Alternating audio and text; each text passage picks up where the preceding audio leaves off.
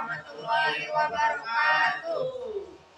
Perkenalkan, di sini kita sebagai kelompok 6 yang terdiri dari 5 anggota dan 1 ketua. Perkenalkan, nama saya Nengresi Putri Effendi. Dan nama saya Fajar Sukma Mujan. Nama saya Aliansyah. Nama saya Farhan. Nama saya Siti Sabro. Nama saya Andi. Itu masing-masing nama yang terdiri dari anggota kami. Di sini izinkan saya untuk memaparkan materi tentang komponen peta. Komponen peta merupakan elemen penting dalam sebuah peta. Tanpa komponen peta, peta tidak akan dapat menyampaikan informasi yang penting. Dalam komponen peta dibagi menjadi 12, yaitu yang ke-1, judul peta, skala numerik, skala garis, garis lintang, petunjuk arah, peta insep, simbol peta, legenda, warna peta, lembaga pembuat, tahun pembuatan, dan keterangan sistem proyeksi peta. Dan di sini kami akan menjelaskan tentang masing-masing komponen peta ini. Yang ke-1, judul peta. Di sini saya yang akan memaparkan materinya. Judul peta mencerminkan isi pokok peta yang ditampilkan. Contohnya, peta Provinsi Jawa Barat. Berarti peta tersebut menampilkan kondisi wilayah Jawa Barat, mulai dari lokasi, kota ataupun kabupaten, hingga ruas jalan yang menghubungkan antara kota. Kemudian di sini ada skala peta yang akan dipaparkan materinya oleh Wiyandi. Baik, skala peta.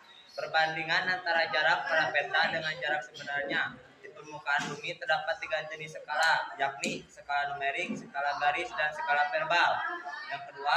Yang ketiga, skala numerik digunakan untuk mengukur sikap, pendapat, persepsi seseorang atau sekelompok orang tentang gejala sosial.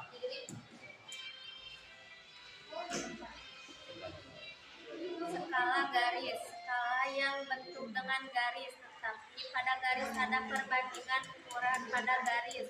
1 km di atas sama dengan garis 5 km di lapangan. Skala verbal, skala yang nyatanya dengan kalimat atau verbal, skala yang sering terdapat pada peta-peta yang tidak menggunakan satuan pengukuran materi seperti peta-peta Inggris CO1 inci 1 mil 1 inci pada peta penyataan 1 di lapangan. Nah, itu komponen peta yang keempat. Dan sekarang komponen peta yang kelima yang akan disampaikan oleh Fajar Sukma Mujan.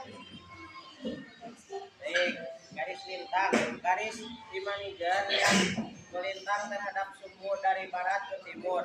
Garis bujur, garis di manajer yang membujur dari utara ke selatan berfungsi menentukan perbedaan waktu di berbagai wilayah di permukaan bumi. Dan itu pemaparan komponen peta yang kelima dan keenam. Sekarang komponen peta bagian ke-7 yang akan dipaparkan oleh Aliansyah. Menunjuk arah disebut juga tanda orientasi diagram arah mata angin. Biasanya hanya menunjukkan arah utara ke atas. Sangat penting di bidang transportasi. Peta insep, gambar peta yang tercantum di luar peta utama, tapi masih termasuk di dalam, tapi peta ukurannya lebih kecil dan digunakan untuk memperjelas suatu informasi pada peta utama. Nah, itu pemaparan komponen peta yang bagian ke-6 dan ke-7. Sekarang pembagian peta yang ke-8 dan ke-9 oleh Farhan Garbida.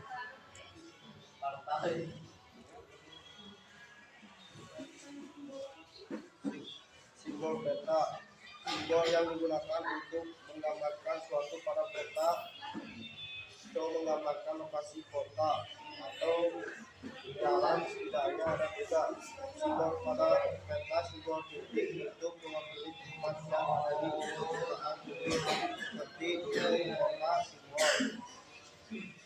Simbol garis menyatakan area memanjang seperti jalan raya, jalan kereta, sungai. Simbol wilayah untuk menunjukkan cakupan wilayah seperti rawa, hutan, dan padang pasir. Legenda adalah kumpulan keterangan simbol-simbol yang ada pada suatu kota. Legenda memudahkan pembaca untuk mengetahui maksud suatu simbol pada contohnya. Dan itu pemaparan materi komponen peta pada bagian 8 dan 9. Kemudian di sini saya akan memaparkan kembali komponen peta bagian 10, 11 hingga 12. Yang ke-10, warna peta. Dalam peta juga terdapat komponen berupa informasi warna peta. Misalnya, pada peta geografi, warna hijau menggambarkan dataran rendah, warna kuning menggambarkan dataran tinggi. Semakin gelap warnanya, semakin rendah dataran tersebut. Sebaliknya, semakin cerah warnanya, maka semakin tinggi dataran tersebut. Kemudian, dataran menggunakan warna hijau, kuning, dan merah, sementara laut menggunakan warna biru. Kemudian di sini ada pembagian nomor 11.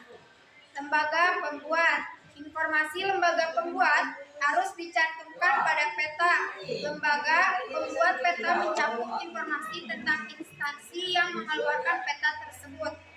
Indonesia memiliki beberapa lembaga peta, yakni Badan Koordinasi Survei dan Pemetaan Nasional atau Goko Surtanal, di Rektorat Geologi dan Jawatan Topografi Angkatan Darat, yakni yang terakhir adalah yang ke-12, tahun pembuatan. Tahun pembuatan termasuk unsur peta. Tahun pembuatan menunjukkan waktu dibuatnya peta tersebut. Data-data bisa berubah dari waktu, sehingga tahun pembuatan peta harus dicantumkan untuk memberi informasi pada pembaca peta apakah peta tersebut masih relevan atau tidak. Sekian pemaparan materi tentang komponen peta yang ada 12 bagian. Terima kasih dari kelompok kami. Mohon maaf apabila banyak kesalahan. Wassalamualaikum warahmatullahi wabarakatuh.